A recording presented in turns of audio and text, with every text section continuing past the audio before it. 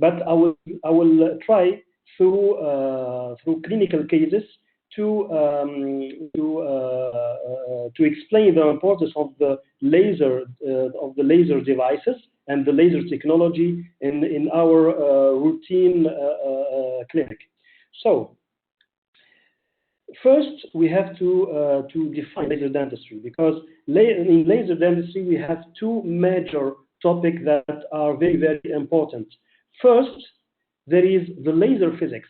Laser physics, it means all the physics that are related to the device, to the technology, to overcome the clinical effect in our tissue. Laser physics, it means that we have to use some amount of power, some amount of energy that will be given to the tissue to have some anti-reaction and to have some also biological effect. That's why we have the other or the second major topic, which is laser biology.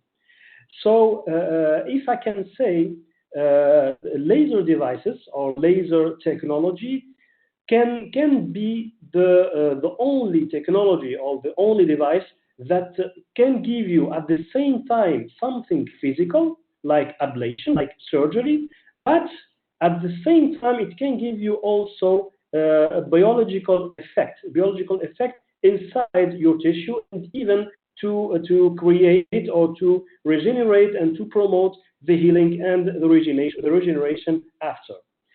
So the laser dentistry can be defined as a dose of energy that will be applied in a given surface for a well-defined time with defined frequency to have the desired clinical effect. This is the laser dentistry, but I prefer to say always laser-assisted dentistry. That's why the topic is laser-assisted implantology. So when we talk about laser, we talk about effect in the tissue. Sorry if some slides are in French, because I gave always my presentation, my lectures in French and in English at sometimes at the same time. So when we talk about laser, we talk about effect on the tissue. So we have what we call photoablative effect. It means that we will have a surgery, we will have an ablation through our tissue, and we have photothermal effect. The photothermal effect is always here, is always existing when we are treating our tissue or our teeth in general. We have the photodynamic effect. The photodynamic effect means that we will decontaminate our tissue or decontaminate a given surface or so for example, periodontal pocket or another kind of tissue.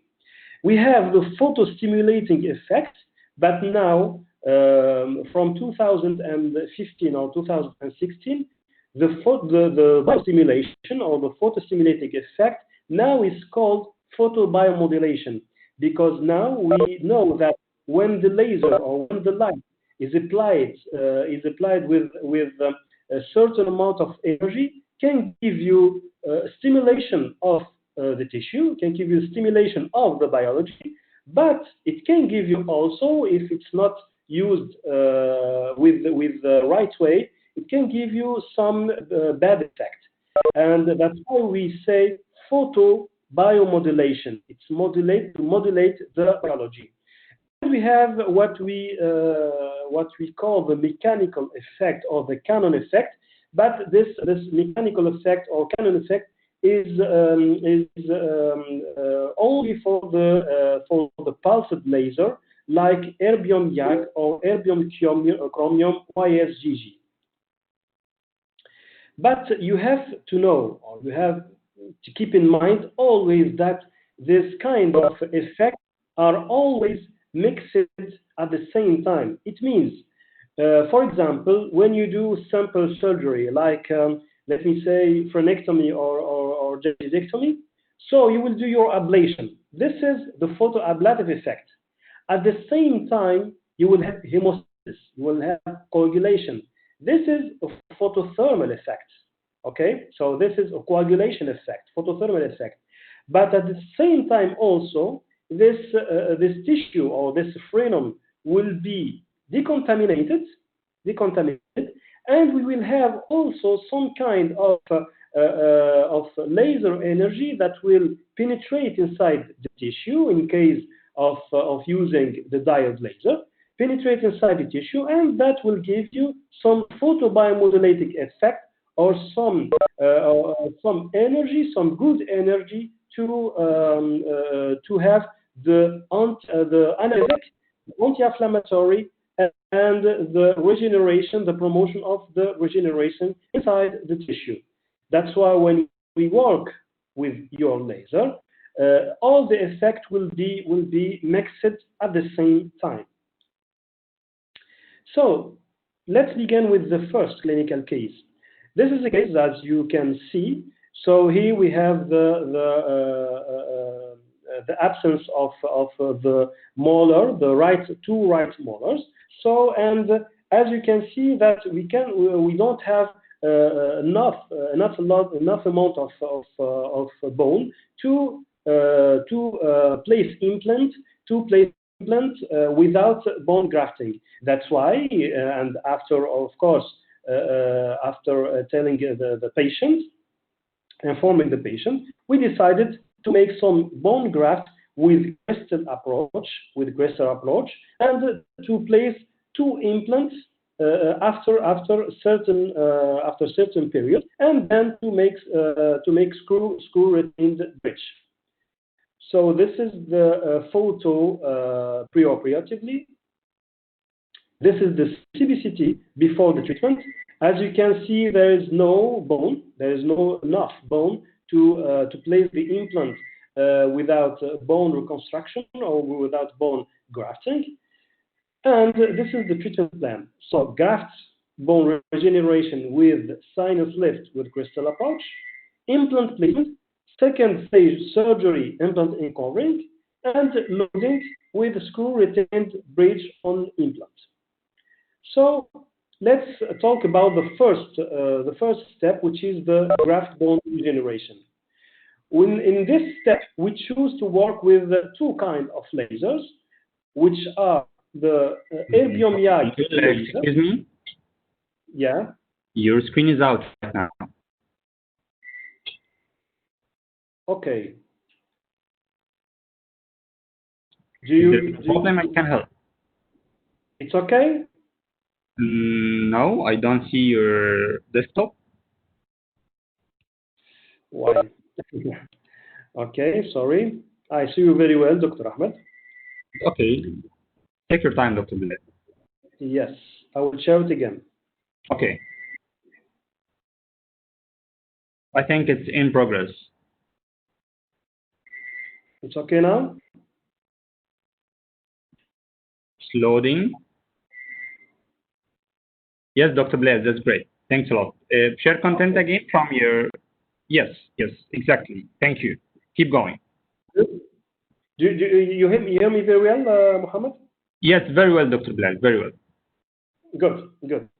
So the first stage or the first step was to make graft bone regeneration with the sinus lift with crystal approach. So in this step, we choose to work with two kinds of laser, two kinds of wavelengths, which are the 2940 erbium YAG laser, and another kind of laser, which is 980 diode laser, with a special handpiece, which is a flat top handpiece. And I will talk later about this kind of handpiece. So, why we are choosing these two wavelengths? First, because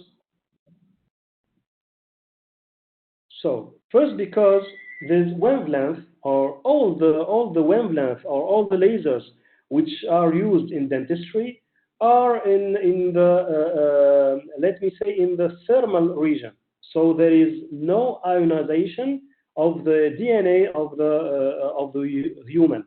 So there is no change of the DNA, and all the lasers that we use are in the thermal region, in the near infrared. The diode laser is in the near infrared near infrared zone, and the erbium YAG laser is in the mid infrared spectrum.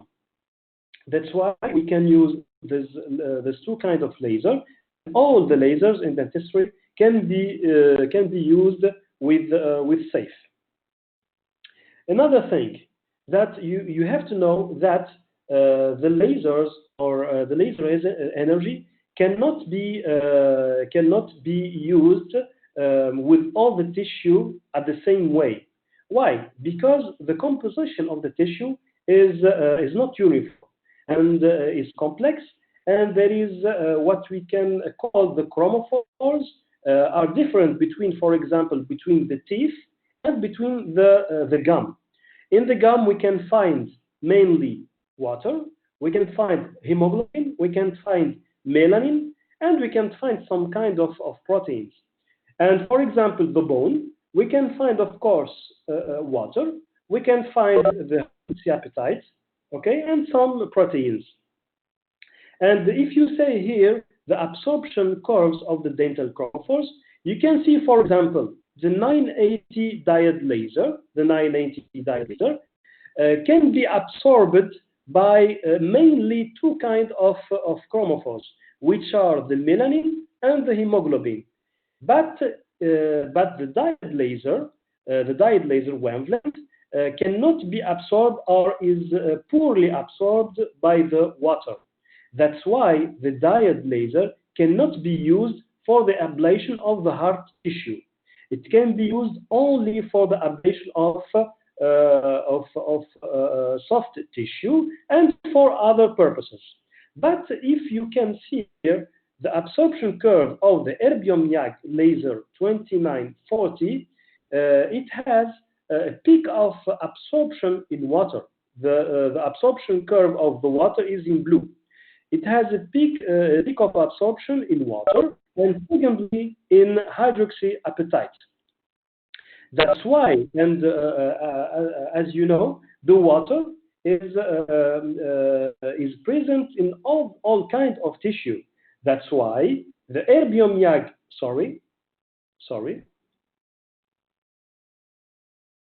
That's why the erbium YAG laser, it will pass, can be used in all kinds of tissue, especially in hard tissue. So in this case, we use the erbium YAG laser to remove the bone, to create the window by crystal approach, and then I used the diode laser to make the photobiomodulation. That's why here this photo represents the four kinds of interaction between the tissue and the laser wavelength in general. This four kinds of interaction, which are the scattering, absorption, reflection, and transmission, can be or must be present at the same time. For example, if you are ablating with a diode laser, at the same time you will have some amount of energy will be absorbed to make the ablation, and some amount of energy will be scattered.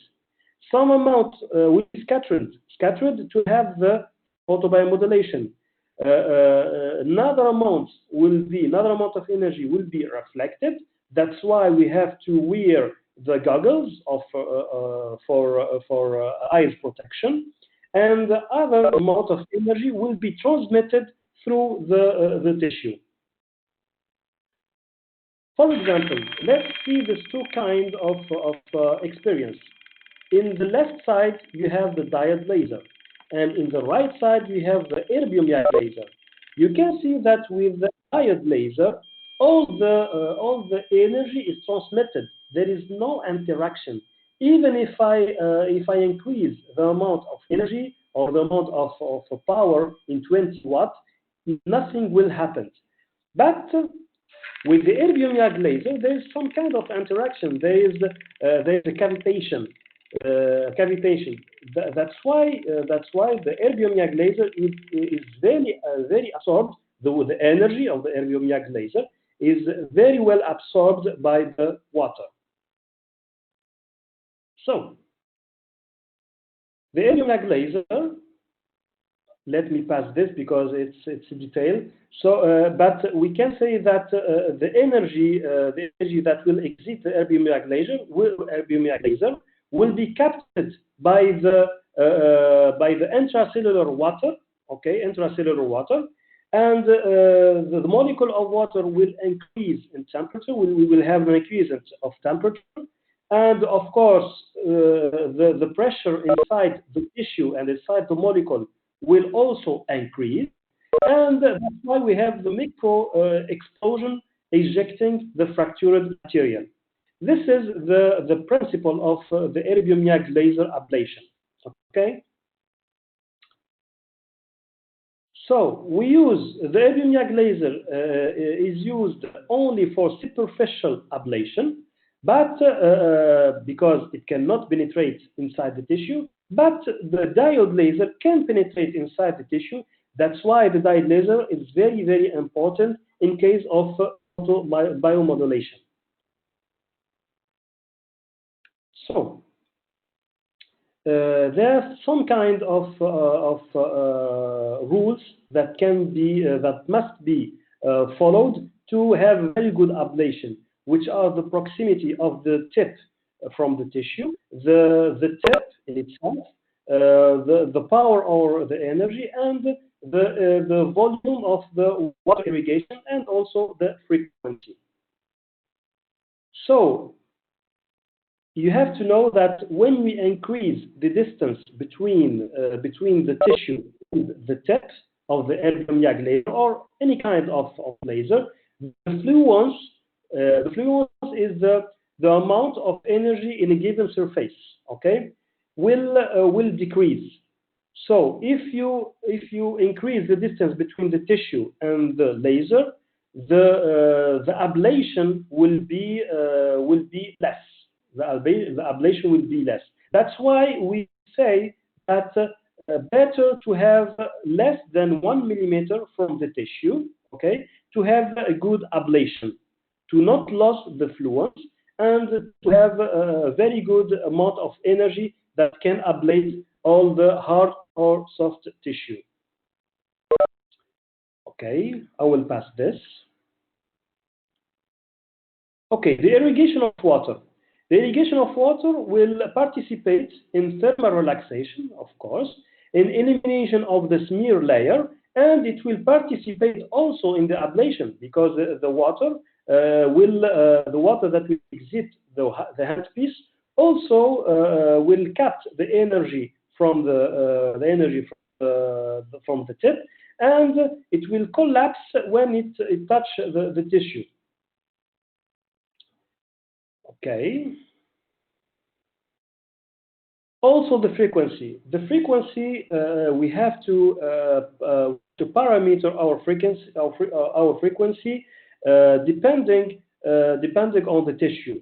For example, if we have hard tissue like teeth or like bone, okay, better to have low frequency. Low frequency means between 10 and 20 hertz. Okay, the frequency is the amount, or is the number of pulses by second of the laser. Number of pulses of laser by second. Okay, so if you increase the frequency, you will increase the pulses of the laser. Do you hear me, Mohammed? It's okay. Yes, Dr. Bilel, it's great. Okay, thank you. So if you increase the frequency, the pulses will increase. So in hard tissue, this can have collateral damage like thermal damage. Okay, that's why in hard tissue we prefer to decrease the frequency until 15 or 20 hertz, and in soft tissue you can increase it until 30 or 35 without any problem. In the case of erbium YAG laser. This is some articles from PubMed that compare between the use of erbium YAG laser and the handpiece. And in this case, you can see that there is lot of difference between the surface or the structure of the bone after the osteotomy made by the erbium YAG laser and the handpiece. With the handpiece, we can have irregular cuts, we can have bone covered with smear layer, and we can have micro cracks that can have big influence after in the healing and also in the regeneration. Another comparative study between, in this case, between erbium YAG laser and the piezoton. In this study, they made split mouth, okay, in pork, and you can see that here in the left side they made cylindrical effect, S-shaped and lines with the piezoton, and another side osteotomy made by the erbium YAG laser, the same osteotomy made by the piezoton. And you can see that the difference here is great, is very big, because you can see that in the right side, in the erbium YAG osteotomy, there is a lot of blood, and this is very good after for the healing and very good for the regeneration if we want to do bone regeneration. This is comparative video between the two osteotomy in humans, and you can see that there is more bleeding and better bleeding with the erbium YAG laser. This is magnification of the lines made by the piezoton. You can see that there is micro cracks, there is a lot of smear layer. And this is the magnification of the lines made by the erbium YAG laser. And you can see that here, that the surface and the structure is very good for grafting if we want to make grafting. So in the middle we have piezo surgery, erbium YAG laser osteotomy at the top, and at the bottom we have the natural bone.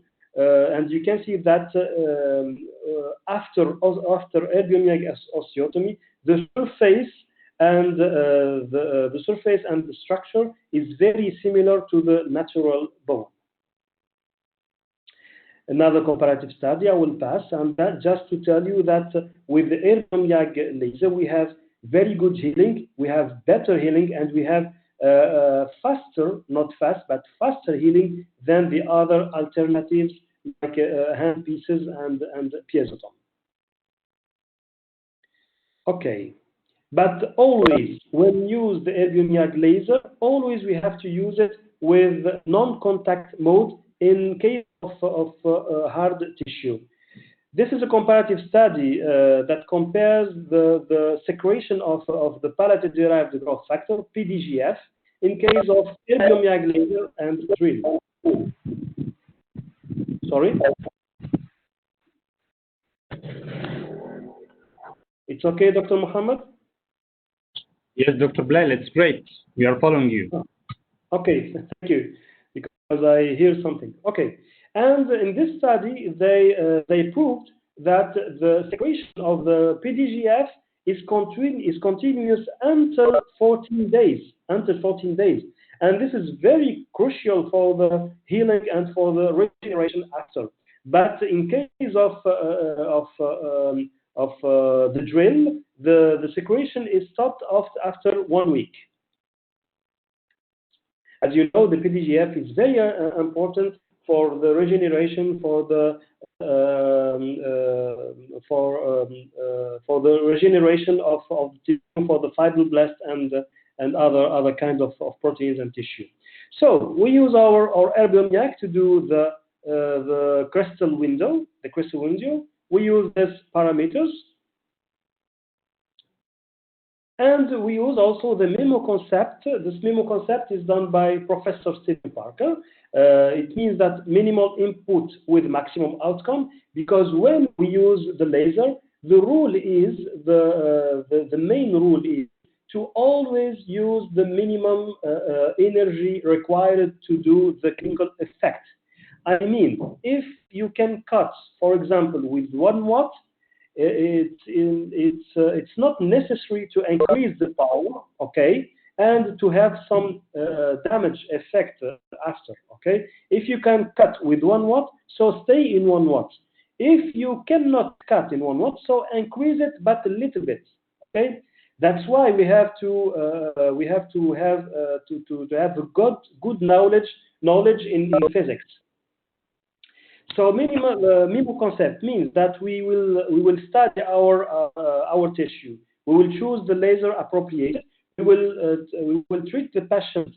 If we just choose to work with the manufacturer's parameters, we will have inintended effect, inintended results. But if we choose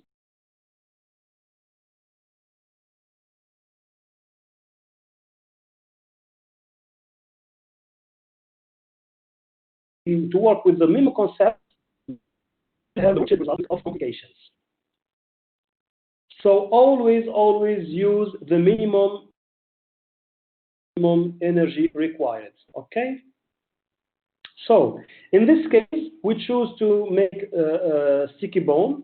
To make sticky bone, or it's graft material mixed with IPRF, injected PRF, and of course we prepare our surgery. We prepare the goggles of the erbium YAG laser with the right flapped open. This is the window. This is the preparation of the window with the erbium YAG laser. It's very fast. It's very fast, and there is no thermal effect after. That's why the healing is perfect. So this is the window, and bone graft material placed. Of course, membrane, collagen membrane, sutures, and at the end we use the diode laser with the flat top handpiece to do the photobiomodulation. This photobiomodulation will give us, if you want, three biological and clinical effects, which are analgesic effect, anti-inflammatory effect, and the promotion of the regeneration. This photobiomodulation was made 3 times every other days, and for 2 weeks to have very good bone regeneration. And there is a lot of articles and a lot of manuscripts that describe this kind of protocol. Flat top handpiece. The flat top handpiece, with the flat top piece, there is no problem of the distance, because the fluence or the energy is always the same, whatever the distance from the tissue. That's why the flat top handpiece is the handpiece of the Genoa University, and it's very useful for the photobiomodulation, because it can give you predictable results. So I will pass this. So the photobiomodulation will give you, as I said, analgesic, anti-inflammatory, and photobiomodulation effect. And we have to know that the kind of lasers that can do the photobiomodulation effect are in what we call the optical window. It means that there is an interval between of wavelength. In between that we can do the photobiomodulation, which is between 600 nanometers and 1,200 nanometers. All wavelengths inside this optical window can do the photobiomodulation effect. I will pass this.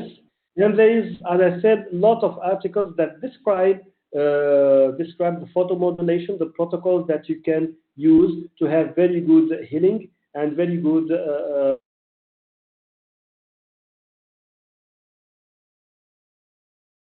regeneration. They have three groups of rabbits: diabetic rabbits, non-diabetic rabbits, and a group with control, and group control. And they found that the healing in the diabetic rabbit is greater even from the control group, which is the non-diabetic rabbits. Another kind of article of study, the same, and here they said that also when we use the photobiomodulation combined with bone graft or with GBR, with the GBR, we have greater results than GBR alone. Okay, so this is the clinical photo 48 hours, just 48 hours after the surgery, and this is the patient. You can see that there is no swelling, and the patient took nothing to stop. There is no pain. And this is the CBCT 2 months after. Okay, at this time, 2 months after, we decided to open the flap, to place the implants. But before we place the implants, we choose, and you can see that here the regeneration is great. We choose to take some bone to make histology. So we took a little piece of bone, okay, with refine, and we make a histology. This is the implant placement, and this is the result of the histology. You can see that there is metal bone with osteoblasts, with blood vessels, and we have truly good, very good bone. And of course, we do photobiomodulation after the implant placement to promote the osseointegration of the implants. That's why now practically I do my loading after 2 months. So this is a systematic review of. Excuse me, you have 5 minutes. 5 minutes. Oh, okay. Yeah. So I will go. Okay. Rapidly. No problem. Sorry. This is just to show you that the photobiomodulation will promote the results, will promote the regeneration and the healing after. Okay. After 2 months, we do the implant uncovering. At this time, of course, we can use the tissue punch or scalpel, but we choose to work with the erbium YAG laser because we can do some kind of. Sorry, I go faster because there is a lot of things to show. So we choose to work with erbium YAG laser to open or to uncover my implant, and at the same day I can take my impression. This is 5 days after, and this is the final result with loaded with screw retained bridge. So you can see that here the erbium the lasers can promote our results and of course the time of all the procedures. And this is the panoramic X-ray 6 months after. This is practically the same case. We do the same thing. We remove the teeth because they are high. We do bone graft GBR with photobiomodulation, place the implants and loading. We choose to work with erbium YAG laser to remove the granulation tissue and to decontaminate our sockets, and then this is a specific protocol, French protocol of decontamination using the diode laser with hydrogen peroxide at 3% to decontaminate the sockets more. And we place the graft material. Here we use, instead of collagen membrane, we use PRF membrane and photobiomodulation at the end. This is 2 months later, and this is the implant placement. Photobiomodulation, of course, at the end. 2 months later, we open or we uncover our implants, and we place the final restoration. Okay, another I go fast. Sorry, Dr. Mohammed. Okay, but you stop me when you No problem. No problem. No problem. If it's okay, if your time has gone, I will just tell you. No problem. Okay. So also in this kind of treatment, we will do full mouth rehabilitation with implants, but there is no bone, as you can see. So make it as simple as you can. As simple as you can. We place the implant with very good implant stability, and then we graft all the maxilla with bone with graft material. We place the collagen membrane, sutures, and of course we do the photobiomodulation every other day and for 2 weeks. Every other day and for 2 weeks, and this is photobiomodulation at the buccal side and the palatal side. And this is the result after. This is after 4 months. Okay. We open with erbium YAG laser. We took the impression at the same day, and there is very good stability of the gingiva. And this is the result at the end. Also, with the erbium YAG laser, we can do the sinus left by lateral approach. So we open the flap, and we do our lateral window with erbium YAG laser. In this case, we have to be very careful. We have to choose the parameters to not have a damage on the Schneideri membrane. That's why when I am very close to the Schneideri membrane, I reduce the energy and I increase the frequency. So this is the lateral window. Okay, Schneideri membrane, implant placement at the same time, bone grafting, collagen membrane, and of course, at the end, always after every surgery, flat top handpiece to do the photobiomodulation. And this is the patient 48 hours later. You can see there is no swelling, nothing. And this is the final restoration 3 months later. And also, you can do the preparation of the bed of the implant, the bed implant. Okay. In this case, we choose to place the implant, and we do not crystal approach, but without crystal approach, but without bone grafting. Okay. We open a flap with erbium YAG. We do the surgery. We do the implant bed osteotomy with erbium YAG. This is the final. It took time. It took almost 25 minutes to prepare this bed with erbium YAG. But we have very good osseointegration at the end. This is the implant at the end. And then we open second time surgery, and this is the final restoration. Also, we can remove the implants with erbium YAG. This is clinical study or in vitro study between the use of the Trifine and the use of the erbium YAG to remove implants. And you can see that with the erbium YAG you can remove easily, okay, without any damage for the bone. But with the Trifine, we will have separation of the bone with the implant. And this is the structure after the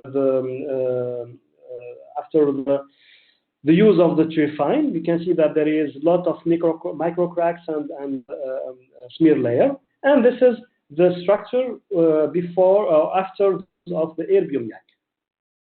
For example, in this case, we remove a very old implant, which is fractured inside the maxilla.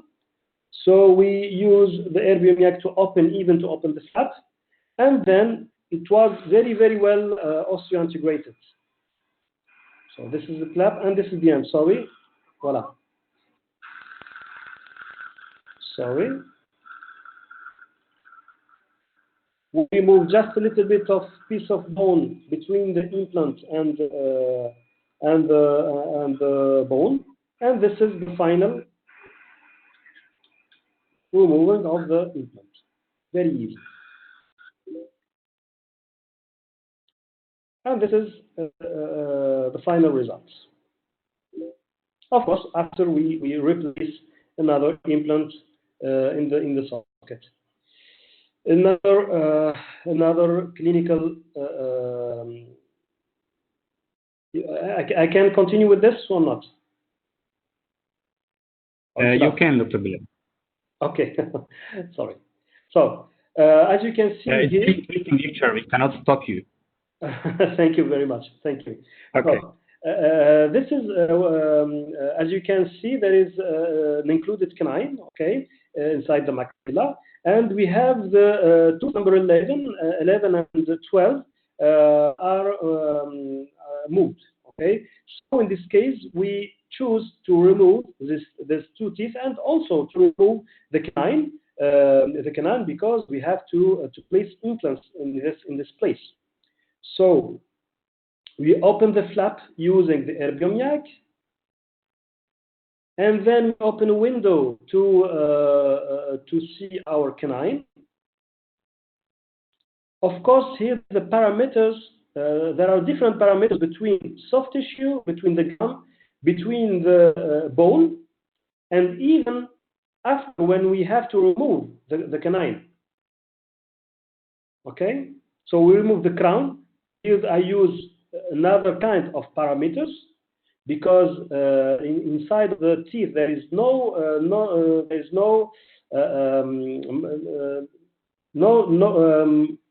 such amount of water. So we remove the crown first, and then we remove the root inside the bone. Very easy with the erbium yak. Then we place our implants. I go faster, sorry, because so I remove my canine, and then I decontaminate all the surface using the Ray protocol. It's called the Ray protocol of hydrogen peroxide plus diode laser. And then I place my implants, bone grafting, and of course photomodulation at the end. This is always my routine clinic. It's always my routine clinic. Always I use photobiomodulation after surgeries. I think that's the final case. So this is very, very important case. As you can see here, we have to remove the tooth number 14, 15, and 16. Okay, it's the final case. Huh? So we remove it and we degranulate. We make the decontamination using the erbium yak laser to remove all the granulation tissue. And then we prepare the bed for our implants. Place the implants, and what I do after is that. So this is the implant placement, and then I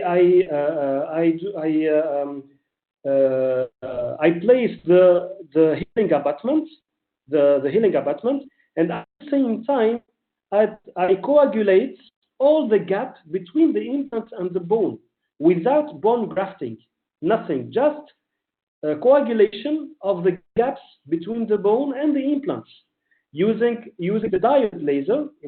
Using the diode laser. This is the video, and only at the surface.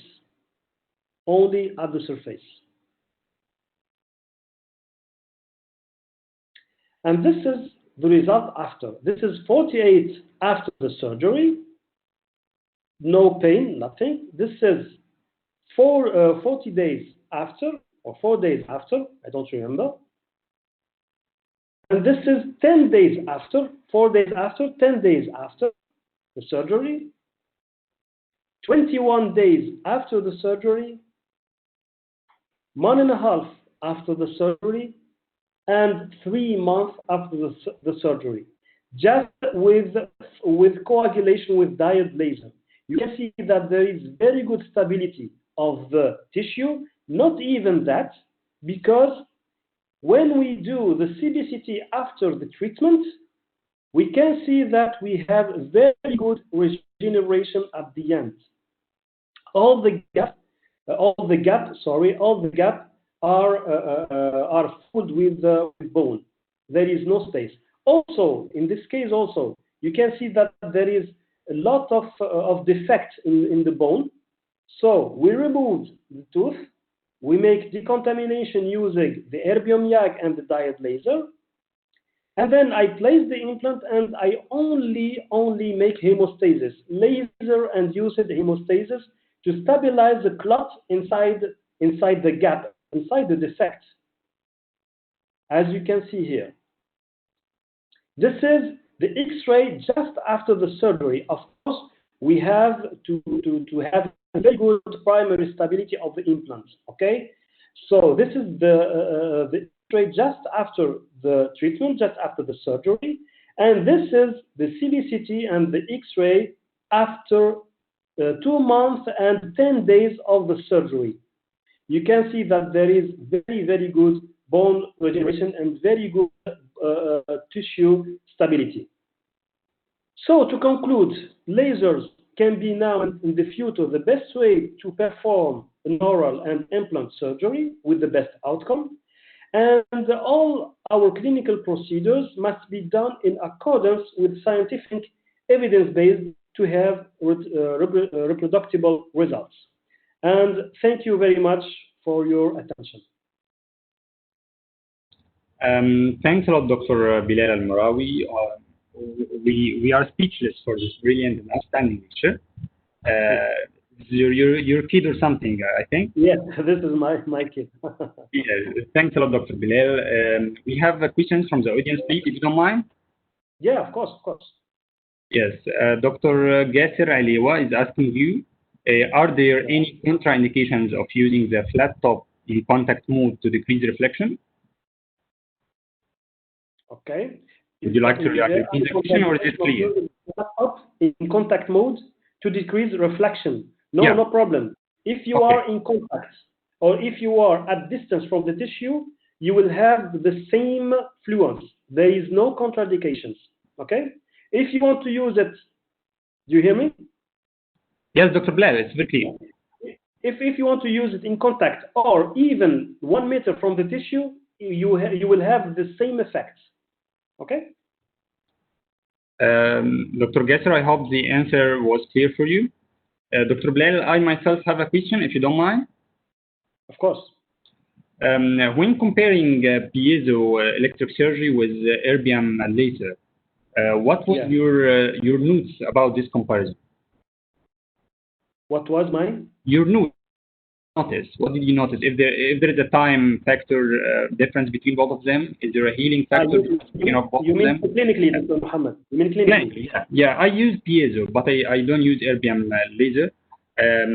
It's not spread here in Egypt, but we use piezo. We frequently, most of surgeons or oral surgeons use piezo. Piezo makes very less edema than rotary instruments, but it's time consuming a little bit. So from your experience comparing piezo with erbium laser, what was the differences? Yeah. So clinically, the erbium YAG will take less time to prepare anything that you want. Okay? Because there is a very good interaction between the bone and erbium when you use it. You will see that you can remove very safe and very quick the bone or the defect or whatever you want to do. Okay, this is first. Secondly, you will have very good amount of bleeding, and this is very crucial for your healing and for the regeneration. Okay, of course. And third, there is no thermal increasing when you use erbium. The temperature will increase maximum 3 or 4 degrees. But if you notice, when you use the piezoton, sometimes the piezo is hot. The tip of the piezo is hot. It's true. Doctor, that's true. That's true. Clear, very true.